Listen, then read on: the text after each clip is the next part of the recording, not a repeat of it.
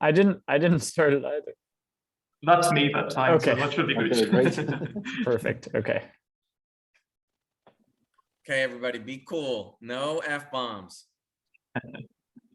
I have to remember that for all my course lectures, because they're all like recorded in perpetuity, right?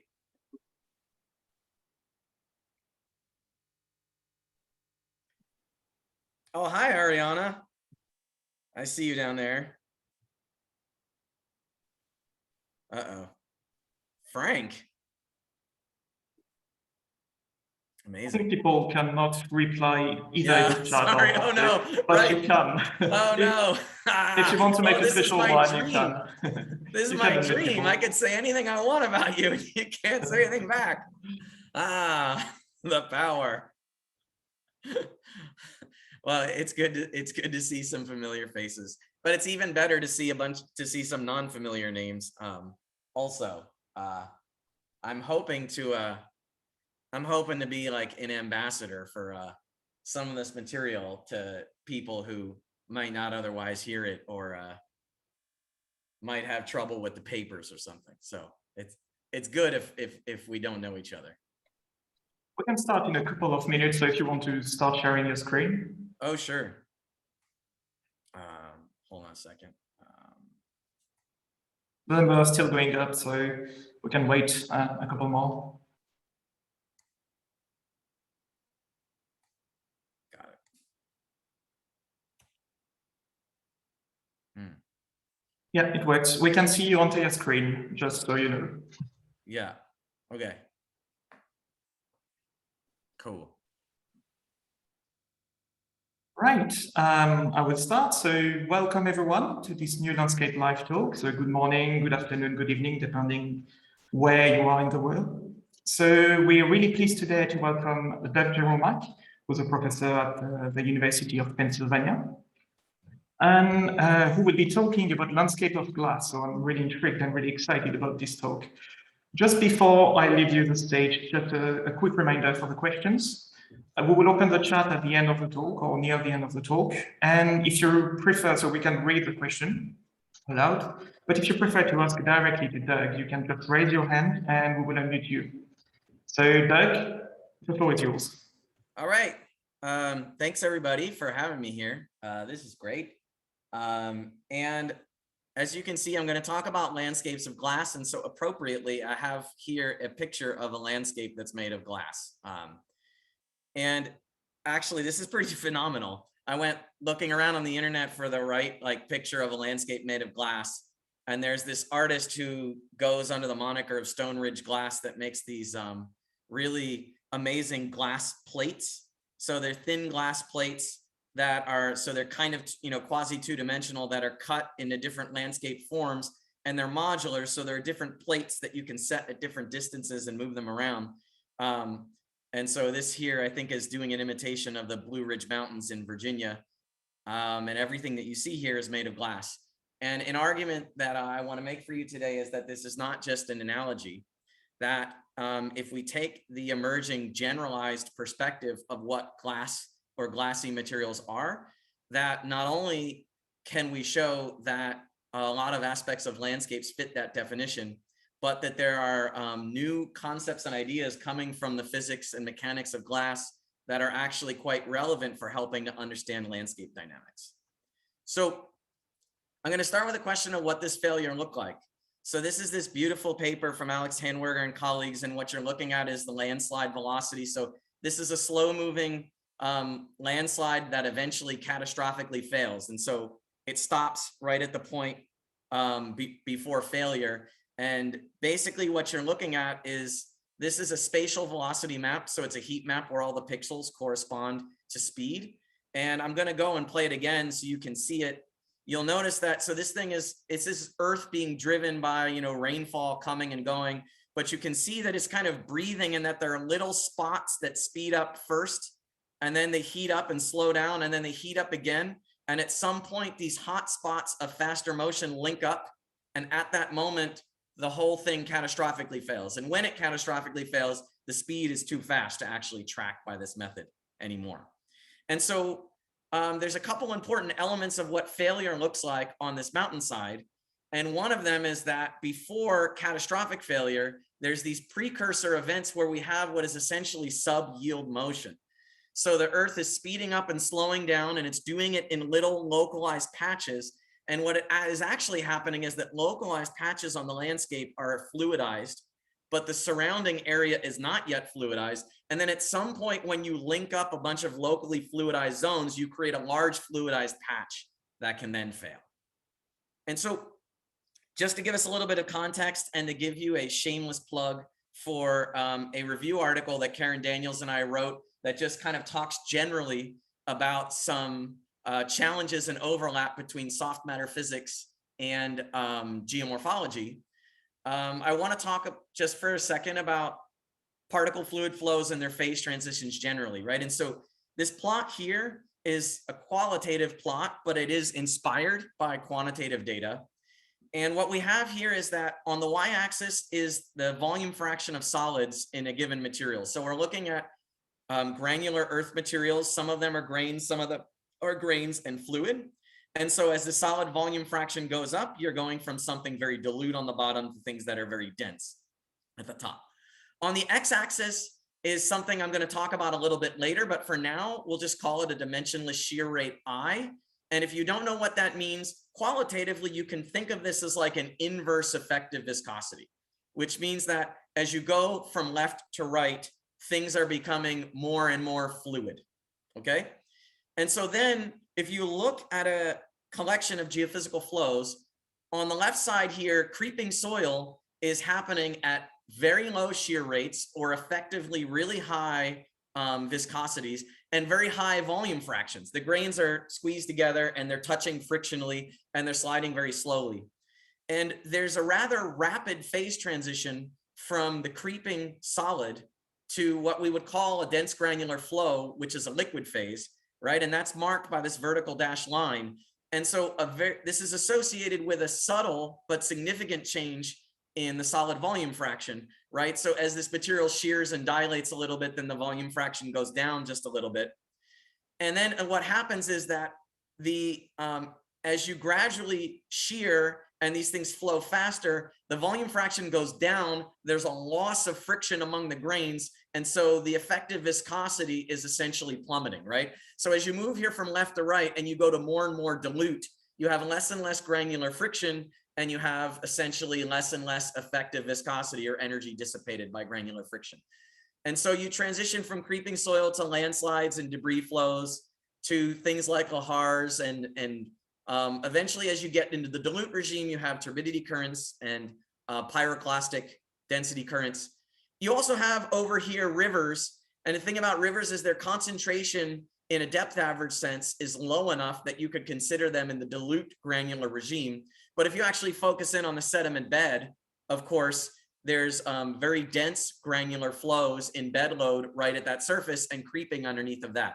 And so there's a rather abrupt transition from the solid to the fluid to the liquid part here.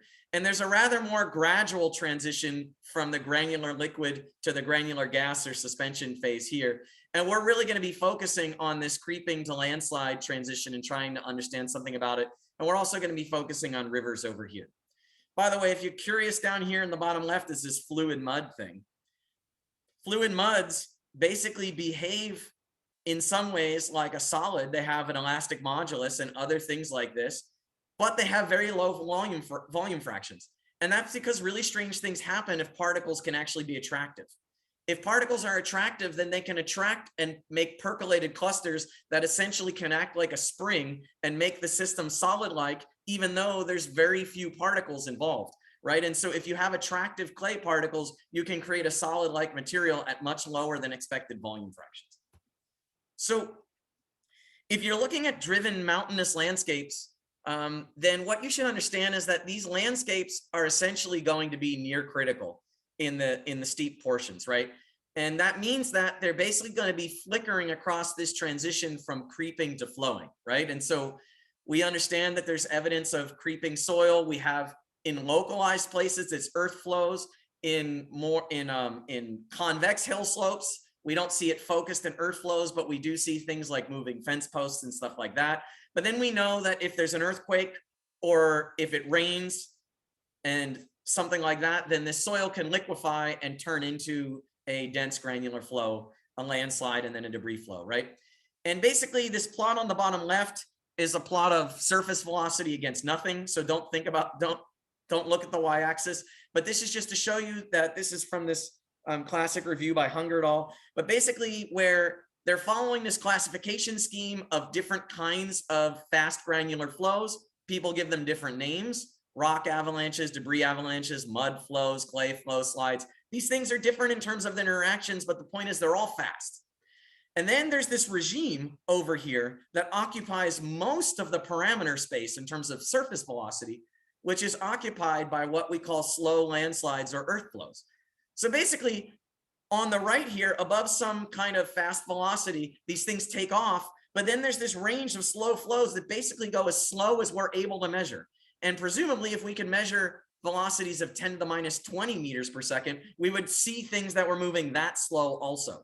So there's this huge parameter space where things are moving slowly, essentially, and they're behaving like a solid, except they're relaxing over long timescales, that I'm going to say effectively is creep. Okay. And we're going to talk a little bit about what I mean by creep in a bit. And so then, right, the way to think about this, right, is in the crudest sense, a mountain, a driven mountain that is essentially flickering across this transition from creeping to landsliding is in a lot of ways like a sand pile, right? And so because there's a critical angle above which there's going to be a pretty rapid explosion in transport rate, right? So the reason why a sand pile sits at a critical angle, of course, if you add sediment to it, the sediment will flow. And if you add sediment at a really fast rate, in principle, the slope can go up. But the problem is that once you exceed the critical angle where gravity is larger than friction, the flow rate goes up very rapidly with incremental changes in slope. And therefore, it's going to stick around the critical angle, even when you start driving a sand pile with a very high flow rate of sand, right? So I want to talk a little bit about creep in soft amorphous materials. And by the way, I want to make something clear. When I mention soft, this doesn't necessarily mean soft like your pillow. So physicists have weird conventions for things. So if you're not familiar, the field of condensed matter physics, which is actually a small branch compared to all of physics, the field called condensed matter physics refers to what the rest of you and I would call matter. Anything, right? Solid, liquid, gas, even plasma is condensed matter physics. And within the realm of condensed matter physics, soft condensed matter is actually material that is deformable, right? And so, and where you're interested in that deformation. So from a physics perspective, glass, like the glass in your window, is a soft material, okay? And so I want to give you, this is a now classic simulation that kicked off an epic amount of work on the physics side of trying to understand the physics of glasses. And basically what this is it's a molecular dynamics simulation from Falk and Langer back in the late 90s. And basically this is a box of balls and sticks. So the balls represent atoms and they're connected by sticks. But the important thing is this is not a crystalline material, it's an amorphous materials. So the balls are arranged in a haphazard manner and the distance between each ball connected by these sticks is different. And if the sticks are different lengths, then they have different strengths. So you can think of this as a way of simulating the distribution of bond energies among atoms inside of a glass. And the critical thing about a glass is that the atoms are not organized in an ordered crystalline arrangement. They're disordered. And that disorder means that there's a distribution of bond energies in how the atoms connect. So what you do then is you take this box and you shear it slowly. So we're sub-yield. We're not shearing it so fast that it breaks. We're shearing it slowly like this, and we're asking the question, when I shear it at the boundaries, I'm forcing it to deform, and how is that deformation accommodated inside of the material? And basically, it's not accommodated uniformly. That strain that we're applying at the boundaries is accommodated by localized zones of rearrangement. And so when we strain it very slowly, we get these little popcorns that there's a rearrangement here, that's the dark spots, and a rearrangement here and here and here and here. And then what happens is you strain it faster. So as you strain it faster, basically what happens is you need more of these popcorn things. And what happens if you strain it fast enough? all these little popcorns of rearrangements link up and percolate across the material, and the material breaks, right? And so that's qualitatively similar to what I was describing earlier with the way that this slow moving earth flow catastrophically becomes a landslide, right? So these localized zones of deformation from these glass simulations called shear transformation zones, they came out of simulations because we can't observe atoms in a glass, but later were shown to occur in a model glass system, which is a colloidal suspension. So you take colloids, which are basically small enough that they can still be jiggled around by thermal motions of the fluid that they're in, but they're large enough you can see them in a microscope, and then you shear it at the boundaries and you see that that strain is accommodated by localized zones of rearrangement. And we now actually are starting to see this in granular materials, macroscopic granular materials that don't have any thermal effects like glasses or colloids do. And that if you shear them, what happens, you accommodate that shear by localized zones of rearrangement. And so basically what's important is that when you look at amorphous materials or disorder materials, ones where the atoms or colloids or sand grains cannot organize themselves in a nice crystalline structure, but they're haphazardly ordered, then basically there's a whole bunch of structural defects. And when you shear it, some of those collections of particles are very weak. These are soft spots, and they cause a kind of flow locally, right? That's the idea of what happens in disordered materials. And this is what creep is in the most general sense, is localized rearrangements of constituent particles when you shear the system. And when those localized motions link up to become global, that's when you have failure in flow, okay? So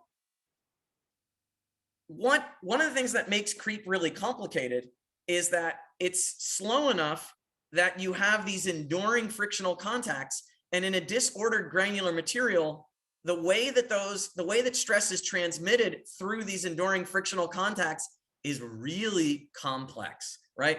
And so if a bunch of people have probably seen this technique, but a bunch of people probably haven't. So basically there's this technique of looking at force chains in granular materials.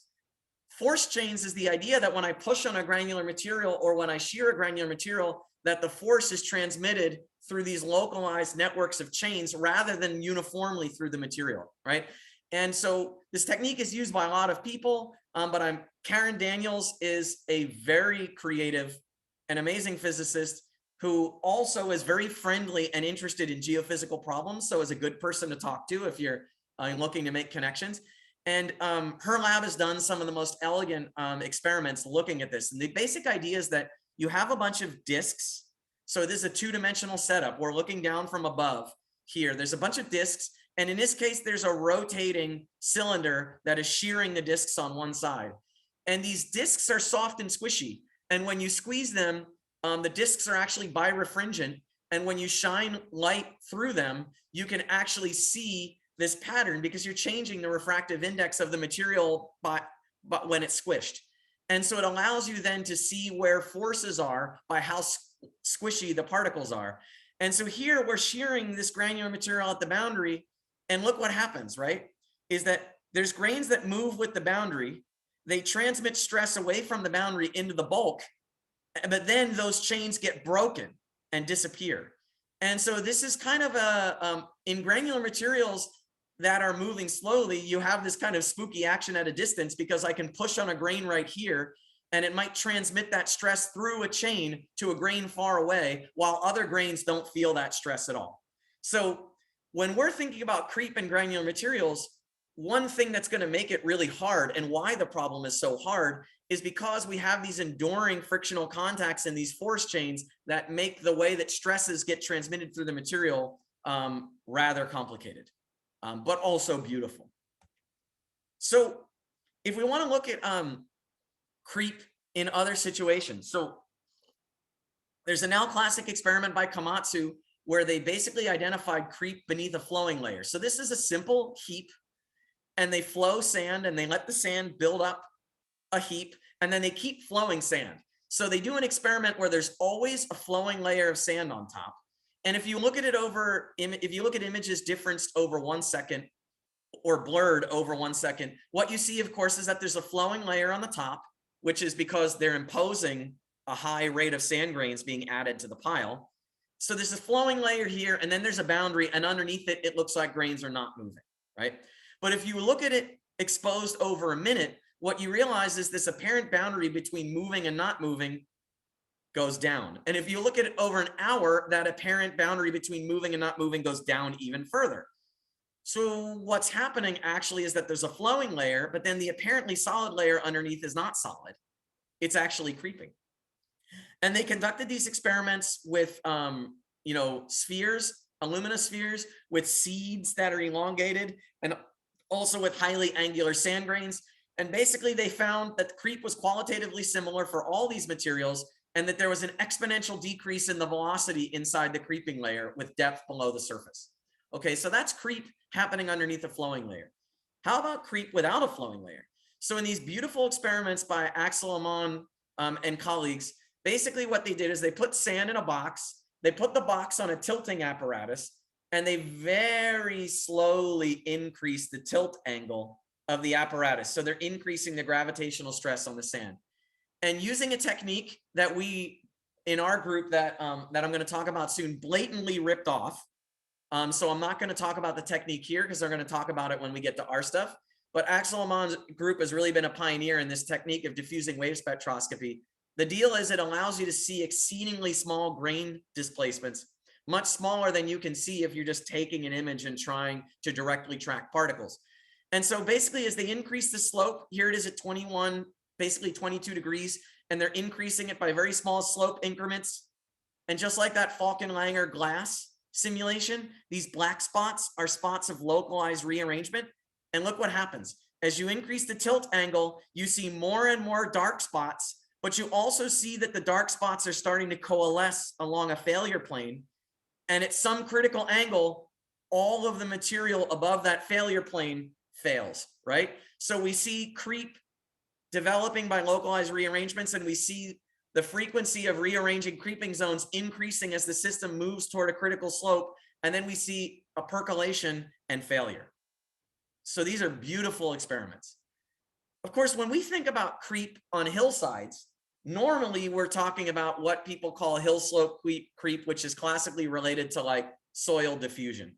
And I'm definitely putting diffusion in quotes here. Right? But the way that we think about it on convex hillsides when we don't have earth flows and we think about slow movement of soil, of course, we have these diagrams related to curving tree trunks and tilted telephone poles and gravestones and all that kind of thing.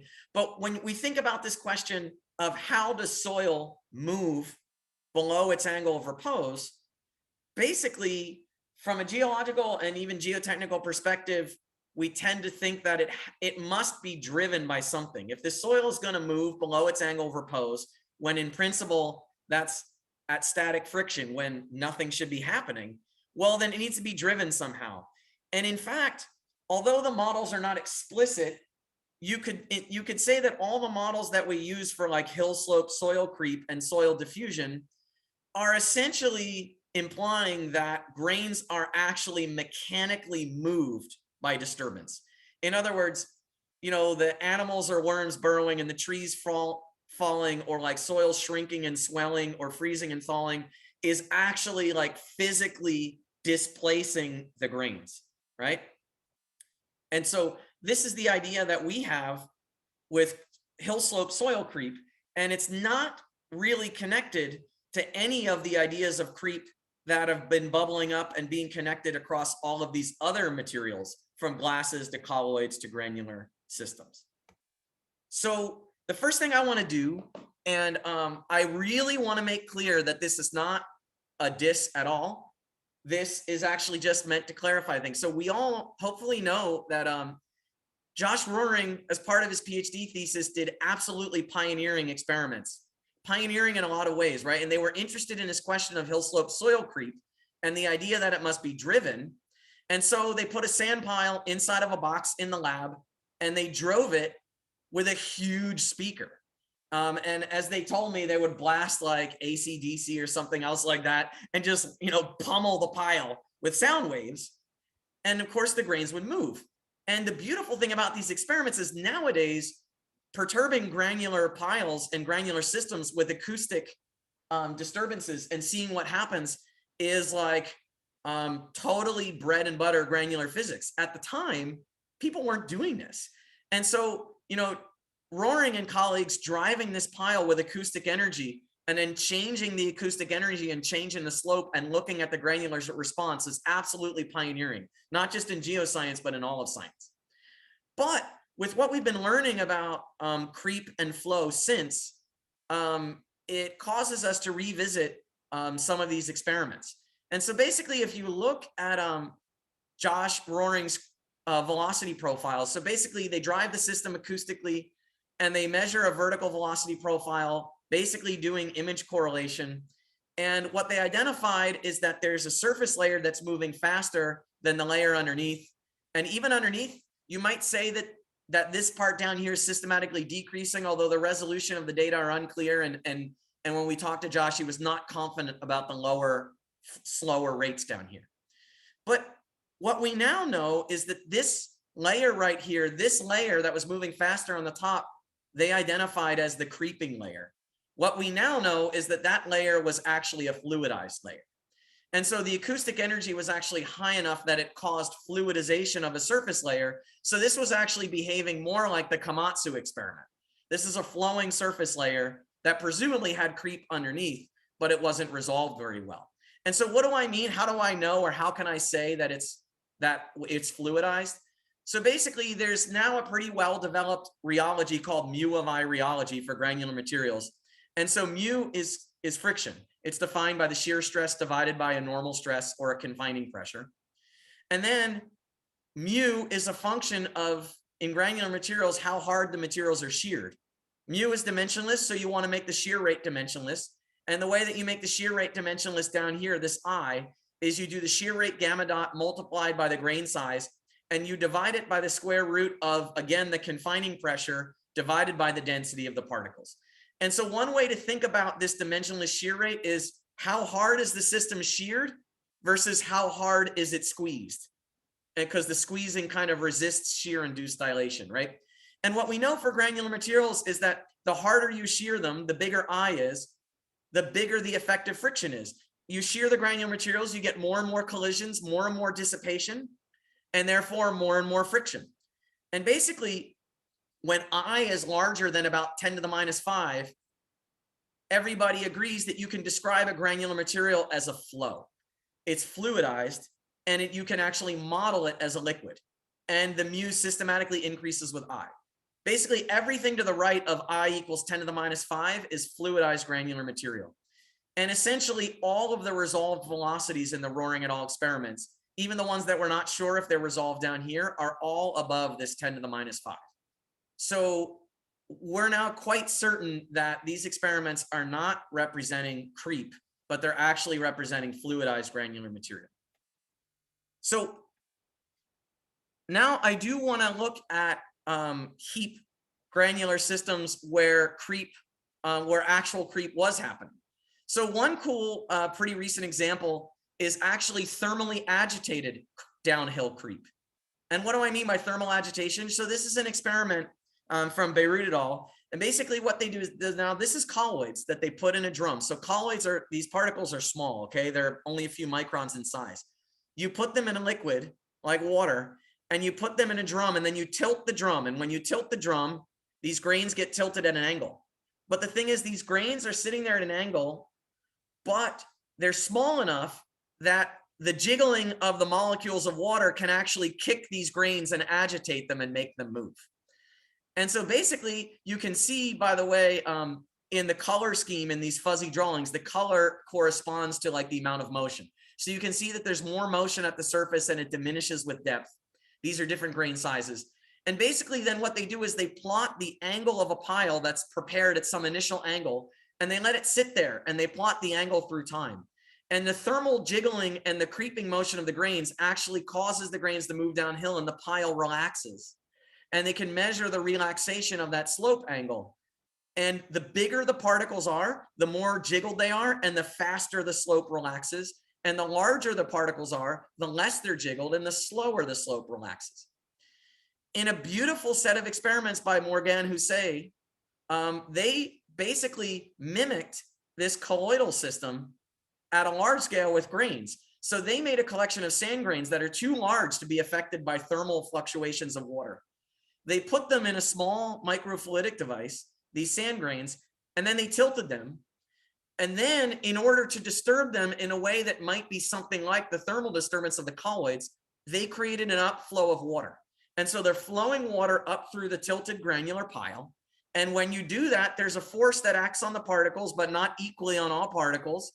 And the particles can start to jiggle. And then they contract the motion of all the particles. And when they drive these grains, they can make the pile creep. But you see the way that creep is accomplished. There's more creep at the surface because the grains at the surface are not confined by the weight of grains above them. But there's also creep happening in localized regions within the bulk. And then they looked at the relaxation of the surface angle as a function of time. And they also saw that they can make the pile slowly relax by this upflow of water. But this is creep. The pile did not fail. It did not enter a fluidized state. The inertial numbers stayed very, very low. Okay, so the fluid-driven sand behaves similar to thermally driven creep in a colloidal heap, which I find just beautiful. So now this brings us to our work, and in particular, the stunningly beautiful work of a graduate student in our group, Nakul Deshpande, who's here. And this is the technique that I was talking about before that Axel Aman's group has really pushed, which is a spatially resolved version of diffusing wave spectroscopy. And they published a beautiful review on the technique that Nakul used to build on. And they actually, Axel, she also helped us along the way in making our system work. And basically the deal is that Nakul creates a granular pile. So he pours some sand in a funnel, lets it flow out the funnel into a cell that's much bigger this way than it is depth-wise or width-wise. And then the sand stops flowing and we let it sit, okay? This is like watching paint dry, but slower and much more exciting. So you pour the sand, it stops flowing and you let it sit there. And if you look at it with your eye, nothing's happening, right? But what you do is you then shine a laser on it. So we take a laser spot, we spread it through a diffuser to make the spot wide. We use some other filters so we can make sure that we're only seeing the light of the laser that we're shining and not any other stray light that's coming from the room. We make this big laser spot, and then you actually use an interference technique. So you don't look at the light that's reflected off of the pile. You actually look at backscattered light, which has hit the sand grains and even traveled through some of the sand grains, because these are clear glass particles for now. These are glass beads. And the light then moves through the material and it gets backscattered and comes out, and we image the backscattered photons. And what you get is a speckle pattern. And the speckle pattern is actually related to the holes and pockets and structure of this granular material. So the photons take a random walk, but through a structured medium. And what comes out is this structured speckle. And in principle, the structure of those speckles reflects something about the structure of the grains themselves. But in practice, it's non-unique. So different structures could produce a similar speckle pattern. So you can't actually measure structure directly. But when the grains rearrange, those speckles jiggle. And in the jiggling of those speckles, we can actually measure strain. We can measure displacement, right? And so what we can get is a spatially resolved strain map, okay? So what does this look like in practice? So first, I'm gonna show you, what if we pour this pile on a table and we just let it sit there, right? So here goes this movie that hopefully you can see. Here's the grains coming out of the funnel. Obviously, it makes a sand pile. We stop pouring and immediately the pile relaxes, and the movie's still going, right? Right now, the movie's going, and right now you see nothing interesting happening, because we all know, right, what happens after you pour the pile of sand on the table. This is a vibration isolating table in a room where the temperature and humidity doesn't vary very much, and the pile sits there.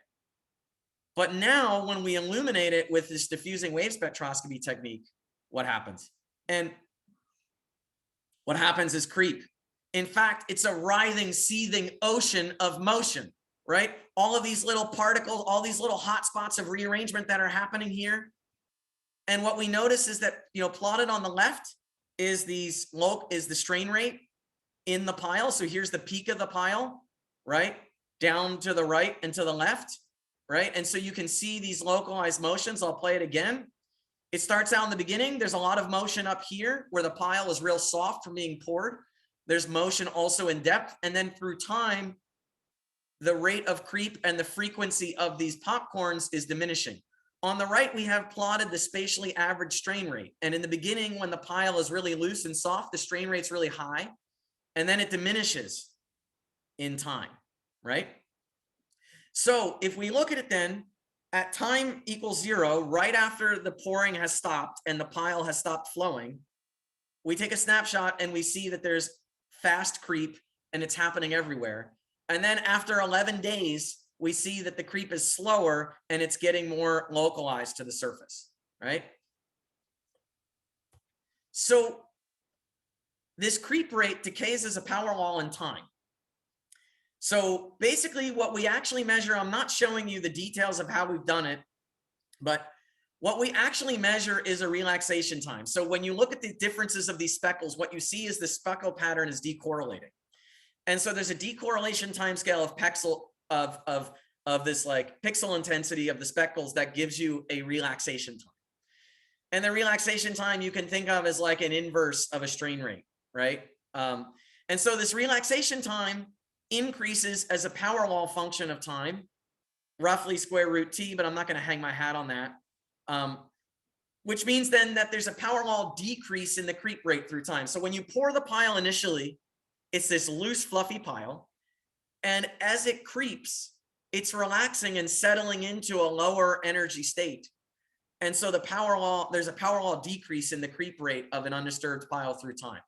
That's actually, this power law creep is what people in the glass world call Andrade creep. Is very common to see in glasses. Another thing again that I don't hang my hat on because, exponential things are really common, but the creep rate that we observe in our pile also decreases exponentially with depth. And when you look at actual hill slopes where people monitor creep rate in soil mantled hill slopes, usually just using these young pits with these pegs, if you plot the velocity as a function of depth, we also see for the data that exists, their exponential profiles too. So we see that the creep rate is diminishing as a power law function of time. So the system is aging, meaning that, the longer that the material's aged, there's an effect on how fast it flows or creeps. And then we also see that it decreases exponentially with depth. So then what we do, of course, is that we know that disturbance should have some effect on creep. So we have a fairly undisturbed sand pile. And I say fairly because we can't eliminate all disturbances in an experiment. But then, so there's a certain floor of noise that we can't go below, but we can drive the system with more noise and see what happens. And so what Nicole did is basically hit the system with 2 flavors of mechanical noise. One of them is actually heating, but the heating is not doing what it does to colloids. Like it's not actually like making, the air molecules vibrate and kick the sand and make it move, right? The sand's too massive for that. But what does happen when you heat the grains is they're made of silica, but they do expand just a tiny, tiny, tiny little bit. And so basically, if you take a hairdryer and you turn it on the pile, this is the creep rate of the pile through time. You let it relax for a couple hours, it gets to some low creep rate, and then you hit it with heat. And the creep rate immediately jumps up. And then when you remove the heat source, you see that the creep rate slowly goes down. So you can actually rejuvenate the system. If it's relaxing for a few hours, the creep rate is aging and slowing down, but you can rejuvenate it and make it younger and make it creep faster again by disturbing it, by basically making the grains expand just a little bit. And your mind can start imagining what granular materials in nature might do subject to the thermal cycles that they are, right? How about another kind of disturbance, tapping? So the thing about tapping is that tapping ages the bulk. So, if you want to fit your rice grains into your jar when you get back from the co-op, like I do, and you go to the bulk section or something, right? Then you pour them in and you want to make more room and you tap it. And you know that when you tap it, the system compacts and it gives you more space. And so obviously a more compacted system is going to be a more rigid system that's going to creep more slowly. And indeed, when we tap the system, the pile, the overall effect is that on average, the creep rate declines faster than it does if you're not tapping. However, it excites a surface layer flow, right? So here is the granular pile after 100 taps. And you can see that in the bulk down deep, it's not creeping very much at all, but on the surface, it's moving quite a lot. And after 4,000 taps, there's almost no motion in the bulk, but there's a lot of motion in a localized surface layer. And so we start to see that we can drive the creeping system to different kinds of motion. We can make it creep faster or slower by disturbing it, but that there's a granular relaxation that's going on that is a separate thing from what disturbance is doing. And it does lead to a question about whether mechanical noise in granular systems, which are athermal, meaning that they're not driven by thermal fluctuations of a fluid, is mechanical noise in granular systems akin to thermal noise in glasses? And that's an open question. It's a frontier question in the physics of granular materials. So I'm just going to now talk briefly about a little bit older work, but just so you know that this is not unique to our experiments and some quirk of them, you can also do simulations. And so in the simulations, we do discrete element method. That's what DEM stands for here, not digital elevation model. Sorry, discrete element method simulations. These are brute force granular simulations where you solve F equals ma on every single particle, and you put tens or hundreds of thousands of particles inside a box. And in this case, we put the particles inside a box, but the grains are free to leave the bottom of the box. And when they do, it's periodic boundary conditions, they come in the top. And then you can tilt the box at different angles. And so when we tilt the box below the critical angle, what we see is that the grains actually creep. There's localized zones of motion and an exponential velocity profile. But if you tilt the material above the critical angle, you generate a fast flowing region, which is like a landslide, and a creeping region beneath with a kink in the profile. So there's creep at subcritical slopes, and there's this like landsliding layer at supercritical slopes. And if you basically look at the velocity of the grains as a function of the stress divided by critical, or the friction divided by critical, where critical is a transition from creeping to flowing, for all the different simulations we've done, you can collapse them. And this is plotted in semi-log space. What you see is that as you increase the stress and you approach critical, it's not that the grains aren't moving and then they jump. It's actually that as you approach critical, the grains are creeping, but the creep rate increases exponentially as you approach flowing. And then when you make this transition to flowing, the way that that's manifest is a kink in the relation between velocity and stress. And then you transition to a different kind of relation.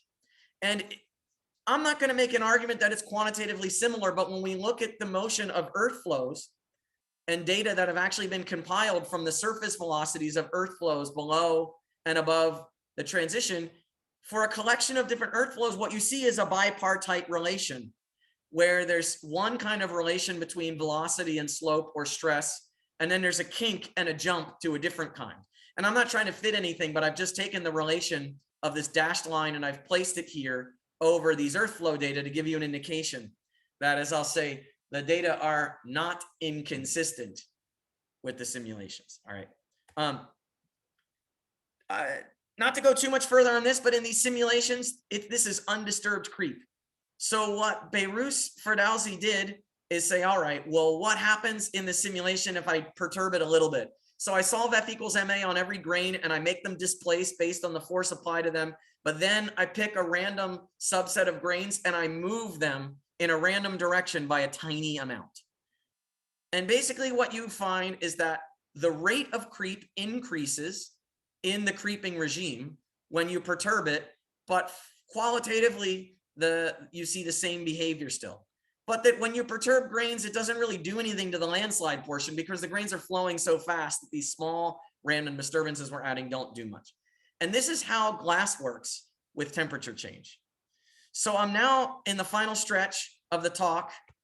And so I just want you to know, I can't get into this in detail, but if you take this idea that there's this creeping regime where the velocity increases exponentially with stress, and then there's a transition to a flowing regime with a different type of transport equation, you can use this bipartite glassy flux model And you can apply it with constant uplift and conservation of mass and say, how might it describe actual hill slopes?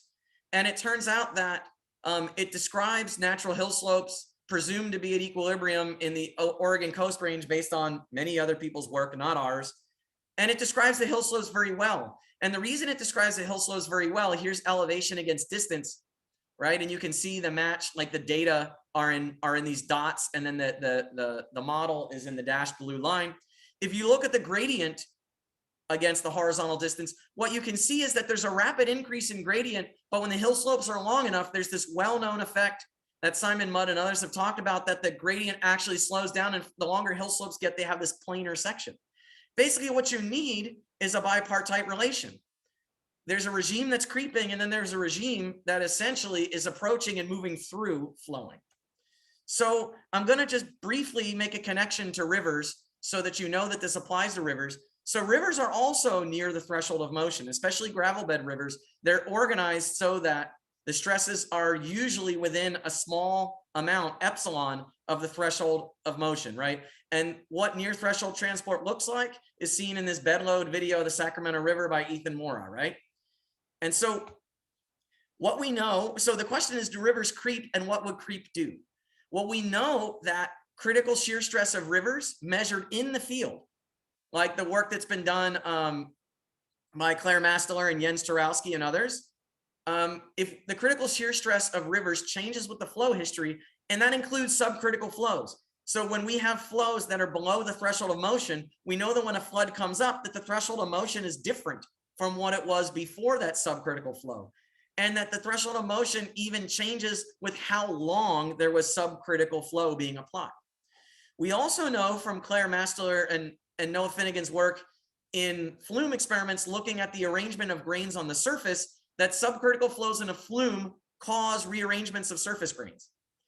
From more recent experiments by Benjamin Allen and Arshad Kudroli, they looked at an experiment that's similar to one of ours that I'm going to show you next, where they have this kind of annular flume. It's like a cone and plate type setup. So they have a bunch of grains in a tank where they rotate a lid. And so the grains move around in a circle. And basically they're able to look at the surface grains, but also the grains underneath. And what they observe is the bulk packing fraction. And so as the grains get sheared, it gets compacted, so the packing fraction goes up. And then basically they subject it to a stress history where the packing fraction increases from creep. And then they increase the stress, and they ask, how high do I need to increase the stress to get bed load?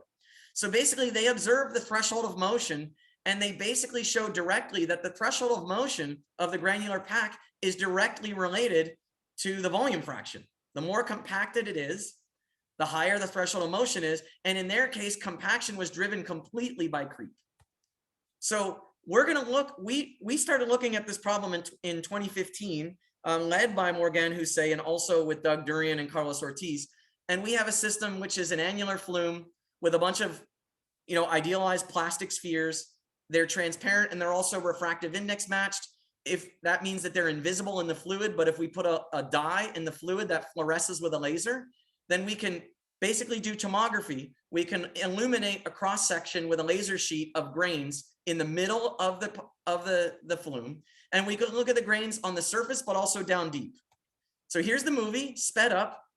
This is bed load on the surface, and you can see that there's kind of a flowing like layer, but you can also pick your grains underneath and pick any grain you want and follow it. And if you follow it long enough, sure enough, it's creeping. This is just like a heap flow. There's a fluidized region on the surface, in this case, which is bed load, and then there's creep underneath. And so what David Cunez from Unicamp in Brazil did when he came and visited our lab is he was interested in this question of strain hardening of the bed. So what's actually going on in this aging process? And so what we did was we subject the sediment bed to cycles of stress. So you drive it for 10 minutes at a stress that's twice critical. You observe everything you can at the surface and down deep, and you stop.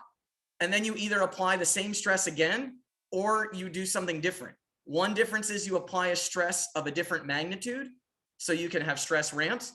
Another option in our flume that you can't do in a river is reverse it.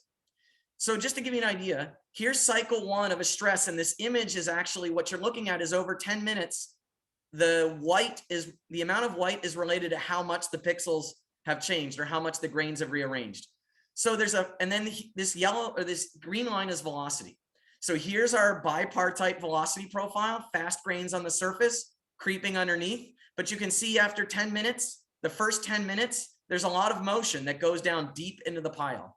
If you look at the volume fraction, there's nothing at the top. It increases to about a constant volume fraction in the pack. You apply an identical cycle in the same direction, the same magnitude again. And what you now realize is that the motion of the grains is more localized to the surface. And so what's happening is that sediment transport is strain hardening the bed.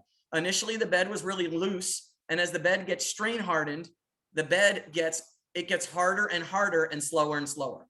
Now, an interesting thing happens if you reverse it, the grains get faster again. So compaction certainly changes how hard the bed is, but it's not just compaction alone. The grains are also getting trained by the applied stress direction, and they're getting trained to resist that direction. And that when you reverse the direction, there's not a whole bunch of granular structures that have been trained to that other direction, and so the bed is weaker. So we do a whole bunch of different stress cycles, and I'm just going to focus on these two. So in one, we start with the stress being very low, below the critical value. So this is stress divided by critical against time.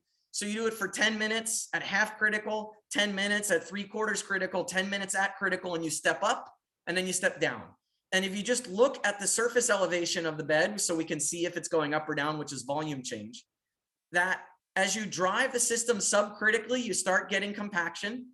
As you pass critical and you got into bed load, it compacts even more. But if you keep increasing the driving stress, the bed starts dilating. There's relative dilation. And if you keep increasing it, you can dilate the bed to be even more dilated than the initially fluffy bed.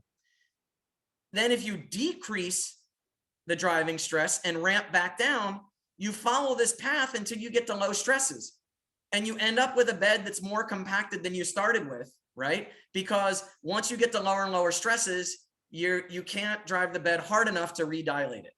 And something different happens if you start with high stresses and ramp down and then ramp up. So there's this history of the driving stress, which is encoded in compaction. If you now look at this experiment where we have a constant stress, the same stress that is applied repeatedly for 10 minutes, right? So remember that here we are again, that initially the bed is loose and fluffy and you drive it for 10 minutes and there's a lot of activity. On the right, I have a heat map. So we have the velocity changing with depth. For the first 10-minute cycle, the grains are moving fast, even down deep. The second identical 10-minute cycle, you see the grains are moving slowly and getting more localized at the surface. And you keep repeating these cycles and you see the bed getting slower and slower and motion getting more and more restricted to the surface. But then when you reverse it at the end, the bed gets active again. The point is, though, it gets active, but it's not what it was initially. There's this memory that's created by the stress history, and you only destroy that memory when flows get way bigger than threshold, big enough to explode the contact network. So creep builds memory and strain hardens the bed, and only very, very vigorous bed load destroys it. So what does creep do? Creep also drives segregation in rivers. So if you start with a bimodal mixture in this experiment and you drive the system, what happens is the grains move to the top. And of course, part of that happens from bed load, and there's a fast migration phase of the development of armoring at the surface. But then there's also this slow creep regime where the armor gets gradually thicker. So the grains that are underneath in creep are moving up and down, but when one of them happens to move up into the bed load layer, it goes up to the surface. And so bed load segregates, but creep also segregates. And so part of riverbed armoring is related to creep. One part is essentially compaction and also rearranging the granular fabric, and part of it is actually segregating grains. And so the things I want to leave you with to ponder based on this is, first of all, one question we have, an open question is, okay, so we think hill slopes relax, but that when you disturb them, you can rejuvenate it. So when we look in nature where soils are creeping, perennially, it seems, do disturbances keep hill slope soils in a perpetually fragile state? So it's like keeping the sand pile in the lab in its initially loose state. Another thing is that after localized failure, there are these patterns of how rearrangements happen in the material surrounding the localized failure. These patterns are seen in the correlations of rearrangement patterns. Nakul sees them in his experiments with these plus-shaped correlation patterns of the rearrangements. They're seen in simulations of glasses, and they're also seen, you've seen them a lot in the stream fields from earthquakes. So we have this commonality in the rearrangement pattern after localized failure. There's a spatial scale associated with it. We don't know where that spatial scale comes from. Is it just dynamics, or is it related to material properties somehow? Thinking about rivers and also thinking about earthquakes down here, which events harden the bed and which events soften the bed? We revealed, at least in the lab, that for rivers, some events soften and harden, but think about earthquakes and things perturbing hill slopes. When the earthquakes are big enough, we see failure, but what about the smaller ones? It seems reasonable and maybe even likely that the smaller ones strain hard in the bed because they excite a little bit of creep, but creep results in compaction and strain hardening. And finally, there's a difference, at least in terms of spatial pattern, between creep on convex hillsides and earth flows in convergent topography, in a sense that earth flows are really like a localized region where it seems like slip is occurring along a boundary. But it still is grain on grain contact happening in a sub-yield deformation. And so it opens a question for us: is our earth flows essentially creep along a shear band? And I don't have time to get into what that means, but you can ask me if you want, and I'm happy to take questions. Thanks for your attention. Thanks a lot for an amazing talk. The chat is now open for questions, and we actually have a first one, so we'll start reading it with Philip and Charlie. So, first question is from Monica Rasmussen, sorry. Have you tried modeling particle creep at depth by considering the negative pressure suction created when the surface bed particles are displaced and fluid is sucked up from depth? This will decrease over time as sediments and depth settle into tighter configurations, decreasing permeability. Right. So, okay. So this is a very good and particular question that is related to the more general question, I think, of the role of like a basic, essentially unsaturated fluid type conditions, right? So in what I presented, of course, so to be clear, in Nakul's experiments is only air, right? So there's no liquid and there's nothing like that. And also in Morgan Hussein, in her experiments, it's a saturated fluid, right? So there's an upflow and there's a pore pressure gradient, but it's across the bulk. Between those two, of course, is unsaturated conditions. And in unsaturated conditions, there's both like the diffusion of pore pressure, like the Dick Iverson diffusion of pore pressure like thing. And then there's also what was brought up here, which is like the direct effect of capillarity. So the short answer is we have not tried it at all.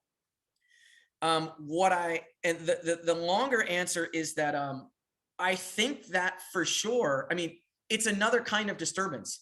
If you also want to think about it from a friction perspective locally of shear and normal stress, that if there's a capillarity that's pulling grains in a certain direction, then you can think of that as effectively affecting the localized friction of those grains in that regime. So naively, I might throw up my hands and say, maybe you can anticipate what it might do through an effect in the local friction by affecting the local pressure that's applied to those grains that are feeling that capillary pull.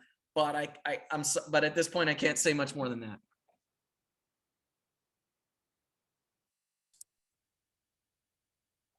Thanks. I actually have a question as well. It's a naive question because I'm far out of my depth with this in this subject. But how sensitive is the creeping, or like at least in your experiment, to the homogeneity of the grain? So you've shown that sometimes bimodal distribution, but what if you have a soil that's really, really heterogeneous? Is there like a point where the creep is totally stopped because there are too many differences? Right. And so of course, you know, I'm a big creep is everywhere kind of thing. So I can't think of too many instances where I think it would kill it, but I was anticipating a question about shape, at least, which is often asked. And So I do want to make the point that, so here's my backup slide, which is, this is shape. So it's not all kinds of heterogeneity, but at least it's, you imagine if you have complicated shapes that locally they can create configurations that vary a lot, right? And so in simulations, one way that Beirut did this was he just, in the DEM simulations you take, because they're spheres, one easy way to change them is you glue them together. So at the very least, if you make the grains like rice grains, which can make a lot more different local configurations, you see that qualitatively creep is the same, but quantitatively the rate changes. There's a lot of new experiments being done on like these driven granular systems, especially out of Karen Daniels' group, where they're looking at ellipses and pentagons and other things like this. And you change the friction, and so you change the rates, but you don't change a lot of qualitative aspects of creep. And then, of course, Nakul right now, understanding this question, is currently working on creep for a bunch of different materials, from crushed silica to Cafe Bustelo ground espresso, which is like our corner store, espresso, and flour and kaolinite and other things like this. And they all creep, but the structure changes. And Nicole begged me to show you this video. So I'm going to take, Boris, your question as an opportunity to show this bonus video. This is a bonus video of flour. If you just take flour and you pour it and you let it sit there, look at those stripes, right? So the flour, when it initially avalanches, because it's sticky, so it kind of, when the pile's initially created, right, it avalanches several times and it makes like strata. And then I'll play it again. You see the structure of that strata encoded in the creep rates. So presumably the strata are like, unconformities where there's like a weakness in the grains because they don't quite line up. And you see them highlighted as fast zones of creep. So the structure that was created in the initial pile is preserved. And so you start thinking about slip surfaces and all this kind of thing, is that an initial inhomogeneity, like a slip surface that was created when the pile was made, is maintained as a higher zone of creep, which is cool. Does that answer your question, kind of? Yeah, definitely. And it's a cool video. So Doug, we have a question by Miguel Angel Cabrera. Beautiful presentation. I wonder if, given the random nature of these processes, does the repeatability in a given experimental setup lead to some kind of confidence range on the mechanism behind creep? Oh, this is a great, great question. And I can't tell if the asker has a very good knowledge of granular materials where people pull their hair out about preparation protocol, or just good intuition. But either way, good on you. So from in the granular world, people do pull their hair out about preparation protocol, because you realize that like a change of volume fraction of 0.5%, if your grains are near like a fully jammed state where they're as close as they can be, can change the rigidity of the material by an order of magnitude or more, right? And so there's a problem in producing reproducible initial conditions. So in the flume experiments, so basically you never get to prepare the conditions you want. You prepare the pile based on what's reproducible. So what I mean is, you choose an initial condition that isn't necessarily ideal, but it's one that you can make over and over again. So in the annular flume, the way that we did this is that we whip it around like hell, and we suspend all the grains, and then we shut it off, and we let the grains sediment for like half an hour. And then we turn the flow on at a constant stress, and we do that for each experiment, and we quantitatively compare the profiles of the velocity, and we say, are they okay? And they're like within tolerance of like 10%. That's an example where we have really good control. In the Cool's experiments, we have very bad control. So what we know is, like, when you look at the movies, the initial pile, there's this black zone, like a cone right near the top that's moving faster. And we know that when you're pouring the grains, that the grains are kind of piling up and failing in the same little cone or triangle at the top. And once the flow stops, that little area there stays more active. And it's very hard to get rid of it. And it's never exactly the same each time. I can tell you that the relaxation patterns that it relaxes as a power law, generic. But that's why I said, don't take the slope of 0.53, as any particular meaning. Indeed, that even in glasses, there's no common power law. That power law changes with the initial condition of the material, or the initial preparation of the material. Yeah. Great, thanks. So we have several more questions. The next one is from Anna Voigtlander, who's, it seems like it's basically asking about whether you've thought about the applications of these same concepts to concepts in structural geology related to dislocation creep and things like that. Yes, and so here, I don't want to, so I'm open to any other concepts if they can help me. In other words, so I don't want to make a statement that I've worked it all out. We haven't at all. But I do want to make a point that things like dislocation creep and all that. So think about what a dislocation is. So when we think about a lot of what we have in the world of solid mechanics starts with crystalline materials. And what creep is you look where there's dislocations and imperfections, and then when you have creep is you accommodate strain or deformation by those things migrating. But the thing that people realized with glass back in the 60s was, the normal thing with a model is that you try to take a model that shouldn't work, but try it in a system where it shouldn't work and see how it breaks. And so people tried to take models for crystalline solids and add more and more dislocations. And what they found is that you could not reproduce anything about glasses with crystalline dislocation models, because essentially the dislocation models don't have any interaction among the dislocations. So you can think of it as it's like a linear, or it's like a small perturbation kind of model. You can think of a glass as all dislocations, and the dislocations actually interact with each other in a long range fashion. And so it turns out that, people, including us, banged our head against the wall of trying to take the sort of crystalline solid mechanics models, which is also what other people use in an applied way like structural geology. And essentially for highly disordered systems, you just run against, they can't even reproduce the qualitative behaviors. So when the material is all defects, you need a totally different model. That's my perspective. The next question is from Manoa Muchanga. I apologize if I mispronounced your name, from University of Zambia, who first read a lot of your presentation, very insightful. So what model did you use for the creep? So I presume the numerical model for simulating the creep. Yeah. And is it readily usable for the people? And what are the main uncertainty around it? Right. Okay. Good question. Right. So there's a kind of standard. I mean, there's a variety of discrete element method models that people use for granular simulations, but there's a very common standard one called LEMs, which is, I'll put in the chat. Oh no, the chat's not coming up. That's fine. It's LEMs with 3 M's, LAMMMPS. Well, it turns out that then there's an open source version of LEMs that is also now very common called lights with 3 G's. Okay.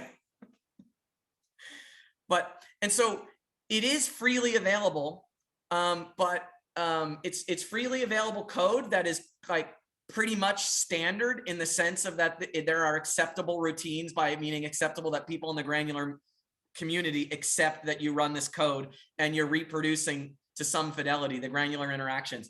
But number one, it's not plug and play in the sense that, if you've ever used anything like open foam or anything else where you realize that just creating the boundary conditions and the initial condition is writing like hundreds or thousands of lines of code, right? So this is not like a graphical user interface where you like click on it, right? So like Beirut is a simulation expert, and other people in my lab who are experimentalists have, with the help of simulations people, learned and started to play around with lights. But I just want to make it clear that yes, it's free, but it's not like plug and play. The other thing is you do have to make choices about the nature of the interactions, right? So I said that it solves F equals MA, but I mean, come on, there's in real grains, there's like contact adhesion from a little bit of water in the atmosphere. There's chemical reactions that are going on. And none of that, of course, is reproduced in the simulation. I mean, if you get to the atomic scale, no one really knows what the hell friction is. So there's these friction conditions that people actually have to put. And in that lies, there's like a devil in the details there, that there are choices you can make. So there's like a Hertzian-Mindlin contact condition, which is the one that we used. It's not the only one. And so basically people try these different contact walls and then they benchmark them against experiments to see how well they perform. And we chose one that was benchmarked against slow granular flow experiments and shown to work reasonably well. Thank you, Doug. So we have a question by Michael Steckler. So great talk, Doug. Two things immediately come to mind. One is a similarity to earthquakes where a fault is slowly driven and there are many small failures that at some point coalesce into a larger earthquake. Yes. So have you thought about connecting to the earthquakes physics community? So this is the first question. And maybe I can ask the second question later. Yeah, so I'll answer the first question quickly. So Behrus Ferdowsi, who basically led all of the simulation work on the glassy hillslope stuff, and also did the annular flume and the creep stuff, is from the earthquake physics community. And so in fact, we brought someone into the lab who had been looking at creep and even like dynamic triggering earthquakes and the connection to like at the granular scale. And so Behrus not only does phenomenal simulations, but he worked a lot with Chris Maroney at Penn State on, you know, connecting the simulations with these earthquake experiments that are done in the lab. So indeed, underneath a lot of this is borrowing a whole lot of ideas from the earthquake physics community. And also implicit in it is hoping that we kind of have like a geomorphology physics kind of connection that basically is in that spirit. Because, you know, the earthquake physics people, there's a lot of earthquake people that don't know anything about granular physics, but they go to workshops and things every year and read each other's papers. And like, there's a lot of cross-fertilization of physicists that can be forced to make their experiment a little more complicated. And like earthquake geophysics people with no training in like, you know, like soft matter and granular physics, but that will stretch and work. And so I'm really encouraged. Not only are we borrowing concepts and techniques, but I'm also really encouraged. One of the differences though, I just want to make is that the high confinement pressure of earthquakes makes stick slip much more common. So the whole shear banding and stick slip behavior is everything in earthquake materials with the high confining pressure. And in our systems where you have this free surface boundary, it changes things a lot. So that boundary condition changes everything. Yeah, great answer. And the second point of the question is that, so Michael is seeing a considerable amount of compaction in the upper few meters of sediment. It is certainly being driven by sedimentation, but also seasonal flooding, expanding and compacting the pile. Seems like this approach could be used to help understand it.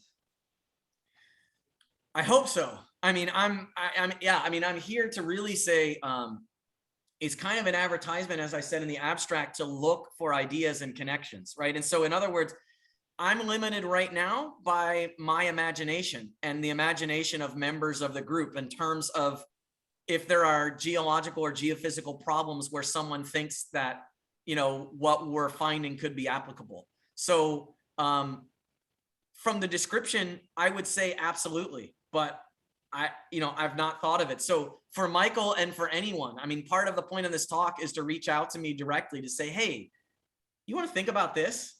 You know what I mean? Really, because of course, like it's a lot of hard work on the lab experiments. And then often we have ourselves really working hard to try and make this work. And then we kind of come out and look around and we want to say, all right, do we see the world in a new way? Are there problems we didn't know about that through this lens, certain things might start to make sense? So yeah, I'm looking for more. And the last comment by Michael, another point, we have seen really slow creep over hundreds of thousands of years in the Marmara Sea. Just a comment. Yes. Yeah. And, you know, everything creeps. And if you're willing to wait long enough, you'll see it. And the thing that's interesting about geology is that on geologic time, even very slow relaxation processes become relevant.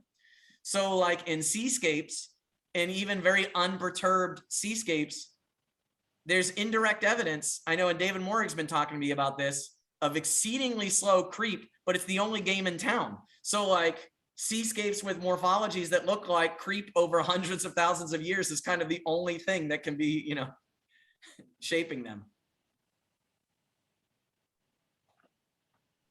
Great, thank you. So we have one more question remaining, and that's from Manoa Muchanga asking, have you tried to test the creep for both wet and dry granules? I suppose based on the next sentence, this is referring to the numerical simulations. If so, what is the model behavior? Sure. So, I mean, I would say that on the fully saturated wet side, no problem, right? In other words, that, I mean, we haven't, Nakul has not done his experiments, say, underwater, but with Morgan's experiments where, you know, that are underwater and driven with an upward flow, I at least think that, you know, the thing we know from a creep is more unknown than flow, but granular flows that are fully saturated and totally underwater or totally dry are even quantitatively similar, just with a small offset. But the question becomes really complicated if you're talking about unsaturated conditions. And that gets back to the very first question, where you start introducing like diffusion of pore water and capillary gradients and all that kind of thing. And we have not tried that. In terms of even the rheology, though, I will say that for granular flow, not creep, but the flowing part, there's been a lot of recent progress in not only dry flows and fully saturated flows, but also like wet sand, like partially saturated sand. And as long as it's in the fast flowing phase, it follows the same rheologic behavior. So there's been a generalization of the mu of I rheology model to even like wet sand and also materials with cohesion, where you basically need an additional factor to account for that, but not for creep, because none of that mu of I stuff, none of the rheology models work for the creeping regime. In fact, all of them predict that creep shouldn't happen. So we've got good rheology models for everything flowing, but not for creeping. Right, we have actually another last question from Bernard Hallett. Thank you for the exciting eye-opening talk. In your early slide showing two flavors of mechanical noise, you mentioned the work by Deepwet 28 on thermal disturbances. Are there any more recent studies you may wish to mention? Oh, yes. And Nakul could probably jump in here if he wants to, or in the chat if, I don't know who's allowed. Here, I'll stop sharing. But actually, there's a lot of studies on thermal disturbance, including a lot more recent ones. So it's kind of a standard in the granular physics community to basically disturb things thermally. And in fact, Axel Aman's group has a paper. I can't remember when it is. It might be 2013 or 14 or 15. But the same group, you know, the same person that was doing the beautiful, you know, creep on the slowly increasing slope. So in testing their spatially resolved diffusing wave spectroscopy method, they actually had like a bunch of sand inside of like a container, and they heated it, and they know the thermal expansion, what the thermal expansion should be. And so one of the tests of their diffusing wave spectroscopy technique was to actually heat the sand with a known thermal expansion and then measure what it's doing with the diffusing wave spectroscopy to show that the quantitative, you know, strain fields are in match with the theoretical expectation from thermal expansion. So I'm sorry I don't have the references, but actually email me. Here, I'll put my email. Oh, I know Bernard. Hi, Bernard. If you don't have my email, just email me, Bernard, and we can send you a whole bunch of references filtered through Nakul for which ones he thinks are the best. And I trust him with my life on this issue. But yeah, there's a lot of great papers.